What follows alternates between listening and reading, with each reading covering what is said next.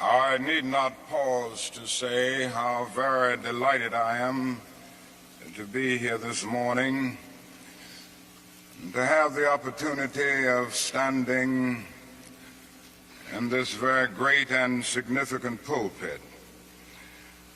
And I do want to express my deep personal appreciation to Dean Sayer and all of the cathedral clergy for extending the invitation. It is always a rich and rewarding experience to take a brief break from our day-to-day demands in the struggle for freedom and human dignity and discuss the issues involved in that struggle with concerned friends of goodwill all over our nation. And certainly it is always a deep and meaningful experience to be in a worship service. And so for many reasons, I'm happy to be here today. I would like to use as a subject from which to preach this morning, remaining awake through a great revolution. And the text for the morning is found in the book of Revelation. There are two passages there that I would like to quote. It's in the 16th chapter of that book. Behold, I make all things new. Former things are passed away. I'm sure that most of you have read that arresting little story from the pen of Washington Irving entitled Rip Van Winkle. The one thing that we usually remember about the story is that Rip Van Winkle slept 20 years. But that is another point in that little story that is almost always completely overlooked. It was a sign in the end from which Rip went up in the mountain for his long sleep. When Rip Van Winkle went up in the mountain, the sign had a picture of King George III of England. When he came down 20 years later, the sign had a picture of George Washington, the first president of the United States. And Rip Van Winkle looked up at the picture of George Washington, but in looking at the picture, he was amazed. He was completely lost. He knew not who he was. And this reveals to us that the most striking thing about the story of Rip Van Winkle is not merely that Rip slept 20 years, but that he slept through a revolution. While he was peacefully snoring up in the mountain, a revolution was taking place that at points would change the course of history. And Rip knew nothing about it. He was asleep. Yes, he slept through a revolution. One of the great liabilities of life is that all too many people find themselves living amid a great period of social change, and yet they fail to develop the new attitudes, the new mental responses that the new situation demands. They end up sleeping through a revolution. there can be no gainsaying of the fact that a great revolution has taken place in the world today. In a sense, it is a triple revolution. That is a technological revolution with the impact of automation and cybernation. Then that is a revolution in weaponry with the emergence of atomic and nuclear weapons of warfare. Then that is a human rights revolution with the freedom explosion that has taken place all over the world. Yes, we do live in a period where changes are taking place. And that is still a voice crying through the vista of time, saying, "Behold, I make all things new. Former things are passed away." Now, whenever anything new comes into history, it brings with it new challenges and new opportunities. And I would like to deal with the challenges that we face today as a result of this triple revolution that has taken place in the world today. First, we are challenged to develop a world perspective. No individual can live alone. No nation can live alone. And anyone who feels that he can live alone is sleeping through a revolution. The world in which we live is geographically one. The challenge that we face today is to make it one in terms of brotherhood. Now, it's true that the geographical oneness of this age has come to be to a large extent through modern man's scientific ingenuity. Modern man, through his scientific genius, has been able to dwarf distance and place time in chains. And our jet planes have compressed into minutes distances that once took weeks and even months. All of this tells us that our world is a neighborhood. Through our scientific and technological genius, we have made of this world a neighborhood, and yet we have not had the ethical commitment to make of it a brotherhood. But somehow and in some way we've got to do this.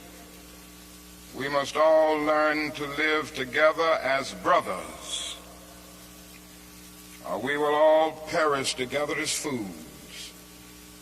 We are tied together in the single garment of destiny, caught in an inescapable network of mutuality. And whatever affects one directly affects all indirectly. For some strange reason, I can never be what I ought to be until you are what you ought to be, and you can never be what you ought to be until I am what I ought to be. This is the way God's universe is made. This is the way it is structured. John Donne caught it years ago and placed it in graphic terms. No man is an island entire of itself. Every man is a piece of the continent, a part of the main. And he goes on toward the end to say, any man's death diminishes me because I am involved in mankind. Therefore never sin to know for whom the bell tolls. It tolls for thee. We must see this, believe this, and live by it if we are to remain awake through a great revolution. Secondly, we are challenged to eradicate the last vestiges of racial injustice from our nation. I must say this morning that Racial injustice is still the black man's burden and the white man's shame. It is an unhappy truth that racism is a way of life for the vast majority of white Americans, spoken and unspoken,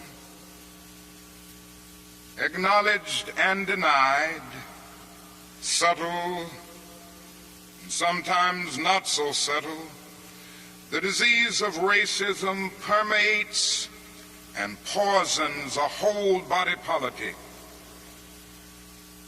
And I can see nothing more urgent than for America to work passionately and unrelentingly to get rid of the disease of racism. Something positive must be done. Everyone must share in the guilt, as individuals and as institutions. The government must certainly share the guilt. Individuals must share the guilt. Even the church must share the guilt. We must face the sad fact at 11 o'clock on Sunday morning when we stand to sing, "In Christ there is no east nor west." We stand in the most segregated hour of America. The hour has come for everybody, and for all institutions of the public sector and the private sector to work to get rid of racism. Now, if we are to do it, we must honestly admit certain things and get rid of certain myths that have constantly been disseminated all over our nation. One is the myth of time. It is a notion that only time can solve the problem of racial injustice.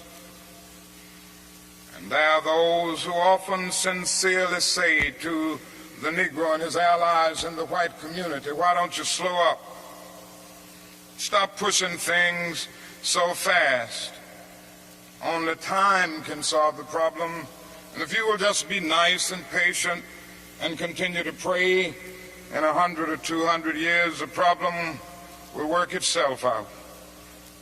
Well, that is an answer to that myth. And it is that time is neutral. It can be used either constructively or destructively. And I'm sorry to say this morning that I'm absolutely convinced that the forces of ill will in our nation, the extreme rightists of our nation, the people on the wrong side, have used time much more effectively than the forces of goodwill. And it may well be that we will have to repent in this generation, not merely for the vitriolic words and the violent actions of the bad people, but for the appalling silence and indifference of the good people who sit around and say, "Wait on time." Somewhere we must come to see that human progress never rolls in on the wheels of inevitability. It comes through the tireless efforts and the persistent work of dedicated individuals who are willing to be co-workers with God. And without this hard work, time itself becomes an ally of the primitive forces of social stagnation. So we must help time and realize that the time is always right to do right. Now, that is another myth that still gets around. It is a kind of over-reliance on the bootstrap philosophy. And there are those who still feel that if the Negro is to rise out of poverty, if the Negro is to rise out of slum conditions, if he is to rise out of discrimination and segregation, he must do it all by himself. And so they say the Negro must lift himself by his own bootstraps. They never stopped to realize that no other ethnic group has been a slave on American soil. The people who say this never stop to realize that the nation made the black man's color a stigma.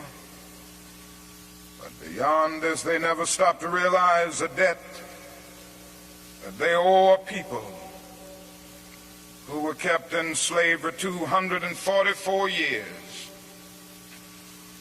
In 1863, the Negro was told that he was free as a result of the Emancipation Proclamation being signed by Abraham Lincoln. But he was not given any land to make that freedom meaningful. It was something like keeping a person in prison for a number of years and suddenly discovering that that person is not guilty of the crime for which he was convicted. And you just go up to him and say, now you're free. But you don't give him any bus fare to get to town. You don't give him any money to get some clothes to put on his back or to get on his feet again in life. Every code of jurisprudence would rise up against this. And yet this is the very thing that our nation did to the black man. It simply said, you're free, and it left him there penniless, illiterate, not knowing what to do. And the irony of it all is that at the same time that the nation failed to do anything for the black man, through an act of Congress, it was giving away millions of acres of land in the West and the Midwest, which meant that it was willing to undergird its white peasants from Europe with an economic floor. But not only did it give the land, it built land-grant colleges to teach them how to farm. Not only that, it provided county agents to further their expertise in farming. Not only that, as the years unfolded, it provided low interest rates so that they could mechanize our farms. And to this day, thousands of these very persons are receiving millions of dollars in federal subsidies every year not to farm. And these are so often the very people who tell Negroes that they must lift themselves by their own bootstraps. It's all right to tell a man to lift himself by his own bootstraps, but it is a cruel jest to say to a bootless man that he ought to lift himself by his own bootstraps. We must come to see that the roots of racism are very deep in our country. And there must be something positive and massive in order to get rid of all of the effects of racism and the tragedies of racial injustice. Now, that is another thing closely related to racism that I would like to mention as another challenge. We are challenged to rid our nation and the world of poverty. Like a monstrous octopus,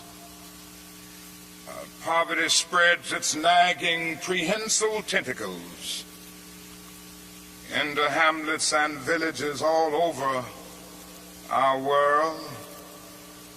2/3 of the peoples of the world go to bed hungry at night. They are ill-housed, they are ill-nourished, they are shabbily clad. I've seen it in Latin America, I've seen it in Africa. I've seen this poverty in Asia. I remember some years ago, Mrs. King and I journeyed to that great country known as India. And I never will forget the experience. It was a marvelous experience to meet and talk with the great leaders of India. And to meet and talk with and speak to thousands and thousands of people all over that vast country. These experiences will remain dear to me as long as the cords of memory shall lengthen. But I say to you this morning, my friends, there were those depressing moments.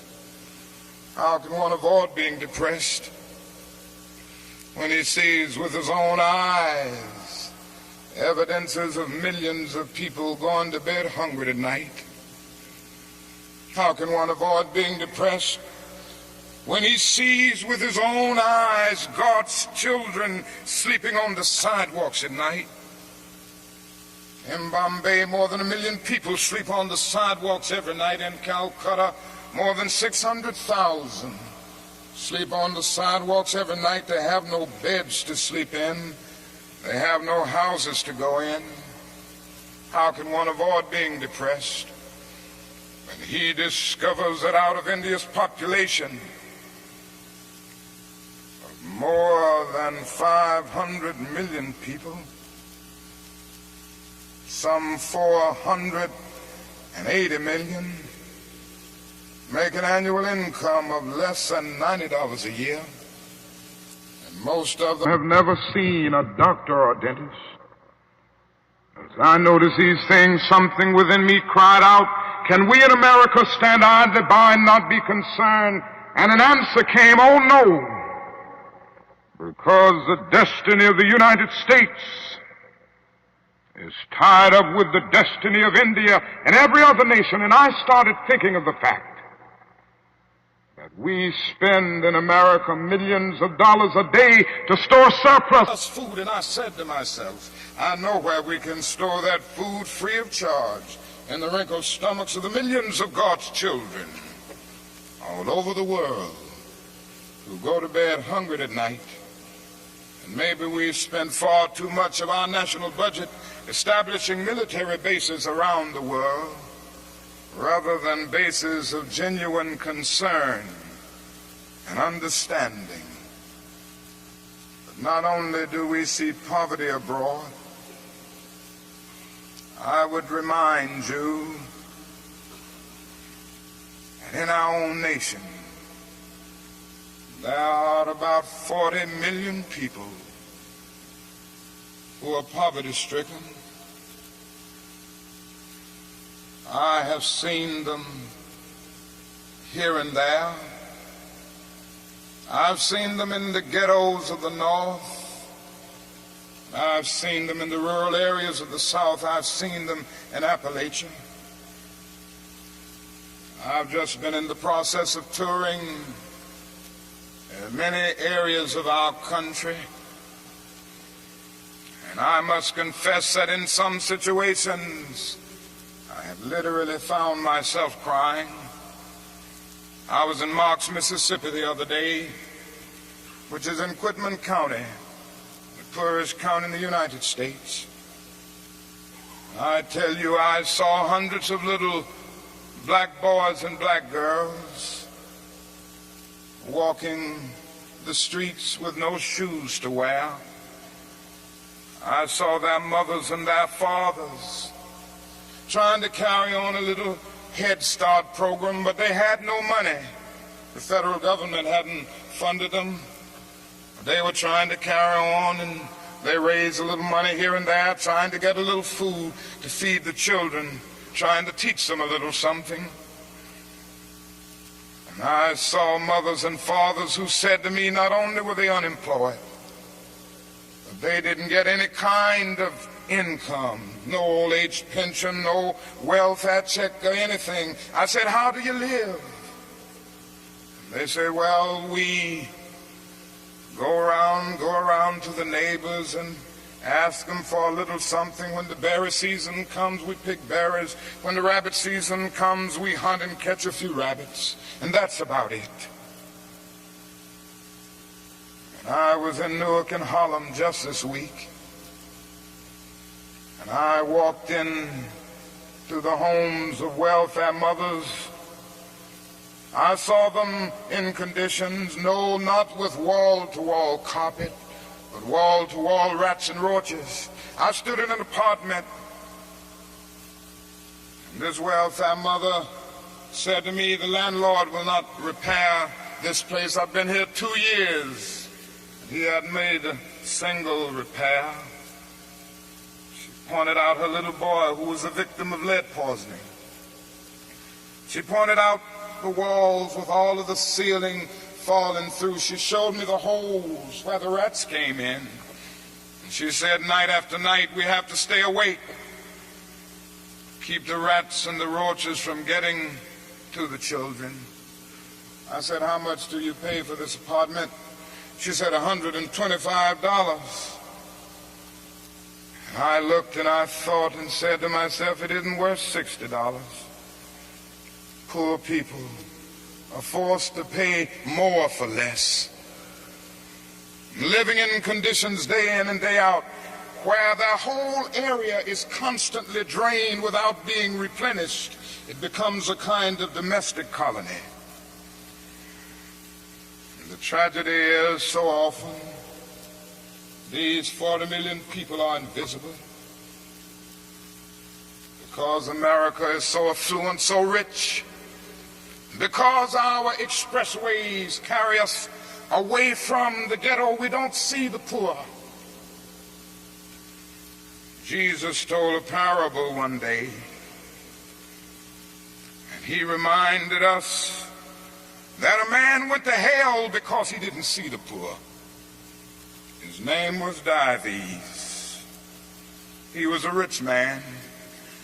And there was a man by the name of Lazarus, who was a poor man, but not only was he poor, he was sick. Sores were all over his body. He was so weak that he could hardly move. But he managed to get to the gate of Dives every day, wanting just to have the crumbs that would fall from his table. Dives did nothing about it. And the parable ends saying, Dives went to hell, and there was a thick gulf now between Lazarus and Dives. Now, that is nothing in that parable which says that Dives went to hell because he was rich. Jesus never made a universal indictment against all wealth. It is true that one day a rich young ruler came to him and he advised him to sell all, but in that instance Jesus was prescribing individual surgery and not setting forth a universal diagnosis. And if you will look at that parable with all of its symbolism, you will remember that a conversation took place between heaven and hell, and on the other end of that long distance call between heaven and hell was Abraham in heaven talking to Dives in hell. Now Abraham was a very rich man. If you go back to the Old Testament, you see that he was the richest man of his days. So it was not a rich man in hell talking with a poor man in heaven. It was a little millionaire in hell talking with a multimillionaire in heaven. Dives didn't go to hell because he was rich. Dives didn't realize that his wealth was his opportunity. It was his opportunity to bridge the gulf that separated him from his brother Lazarus. Dives went to hell because he passed by Lazarus every day and he never really saw him. He went to hell because he allowed his brother to become invisible.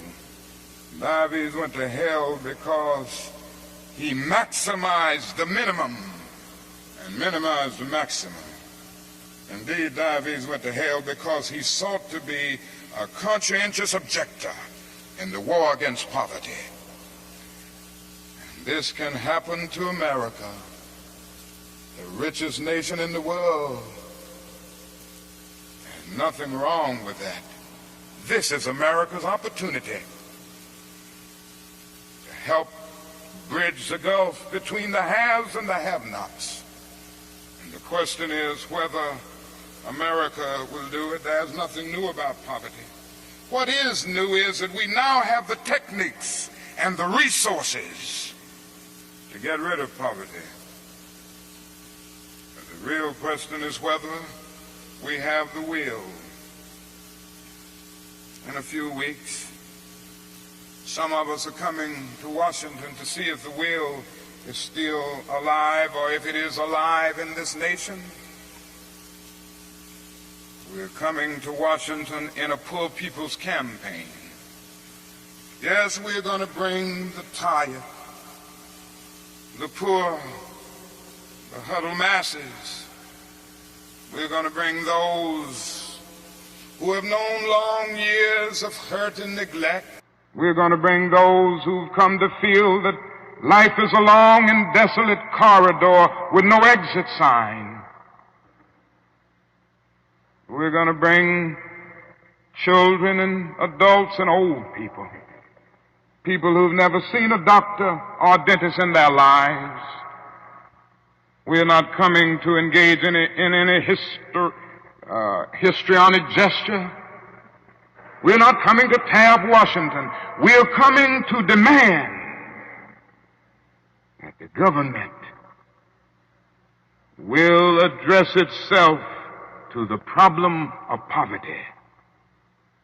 We read one day, we hold these truths to be self-evident, that all men are created equal, that they are endowed by their Creator with certain inalienable rights, that among these are life, liberty, and the pursuit of happiness. But if a man doesn't have a job or an income, he has neither life nor liberty and the possibility for the pursuit of happiness. He merely exists.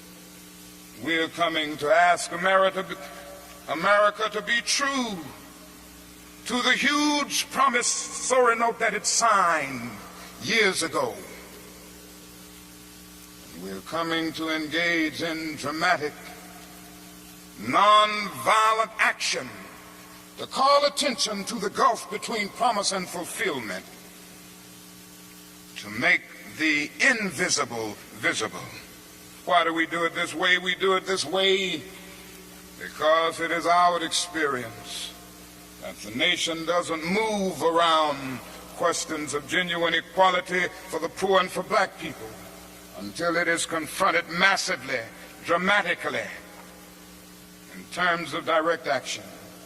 Great documents are here to tell us something should be done. We met here some years ago in the White House Conference on Civil Rights, and we out with the same recommendations that we will be demanding in our campaign here, but nothing has been done. The President's Commission on Technology, Automation, and Economic Progress recommended these things some time ago. Nothing has been done.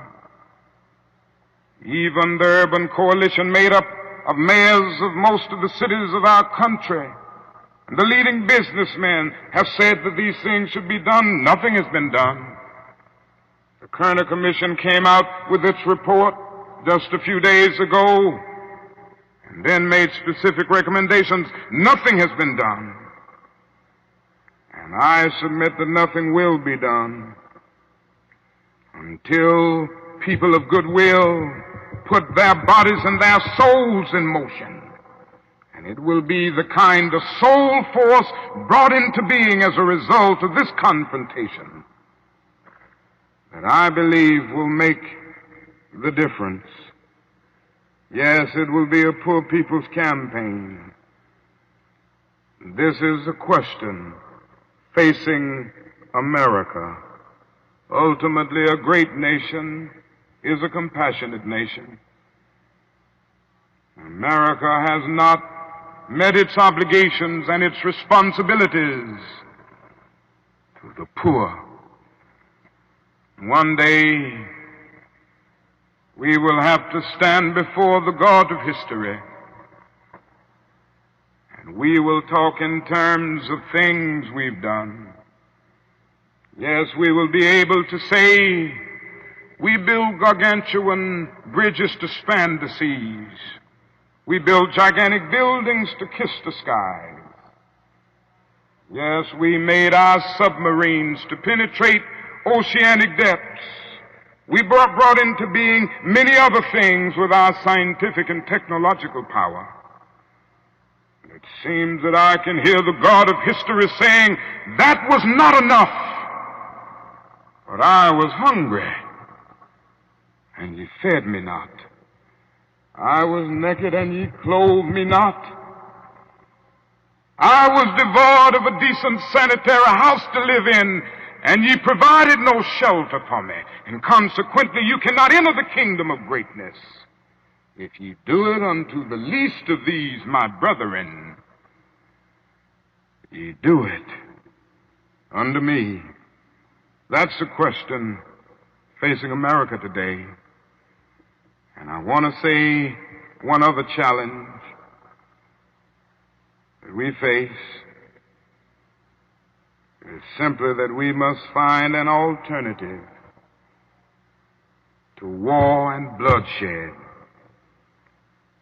Anyone who feels, and there are still a lot of people who feel that way, that war can solve the social problems facing mankind, is sleeping through a revolution. President Kennedy said on one occasion, mankind must put an end to war, or war will put an end to mankind. The world must hear this. I pray God that America will hear this before it is too late, because today we are fighting a war. I'm convinced that it is one of the most unjust wars that has ever been fought in the history of the world. Our involvement in the war in Vietnam has torn up the Geneva Accord. It has strengthened the military-industrial complex. It has strengthened the forces of reaction in our nation. It has put us against the self-determination of the vast majority of Vietnamese people and put us in the position of protecting a corrupt regime that is stacked against the poor. It has played havoc with our domestic destinies. And this day we are spending $500,000 to kill every Viet Cong soldier. Every time we kill one, we spend about $500,000, while we spend only $53 a year for every person characterized as poverty-stricken in the so-called poverty program, which is not even a good skirmish against poverty. But not only that, it has put us in a position of appearing to the world as an arrogant nation.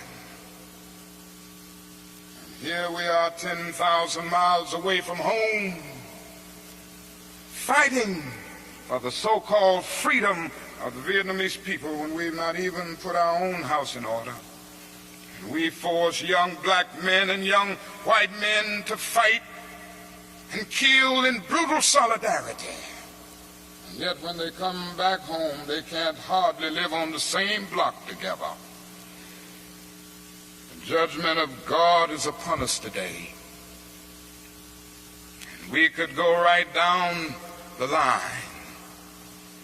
and see that something must be done, and something must be done quickly. We have alienated ourselves from other nations, so we end up morally and politically isolated in the world.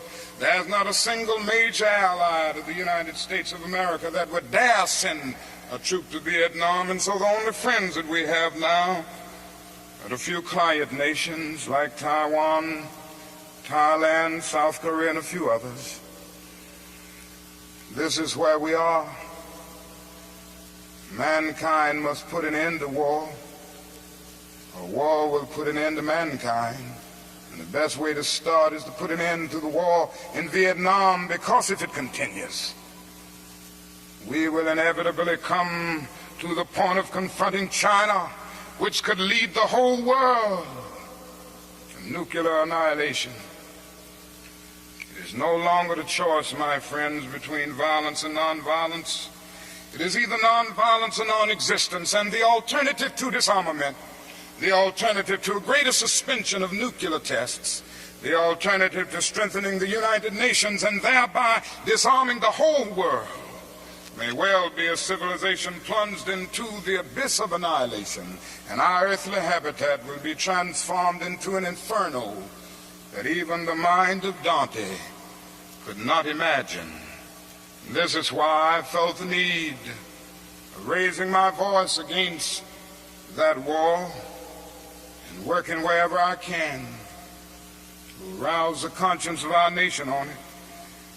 I remember so well when I first took a stand against the war in Vietnam, the critics took me on and they had their say in the most negative and sometimes most vicious way. One day a newsman came to me and said, "Dr. King, don't you think you're going to have to stop now opposing the war and move more in line with the administration's policy?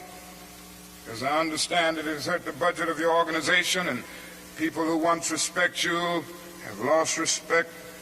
People who once respected you have lost respect for you.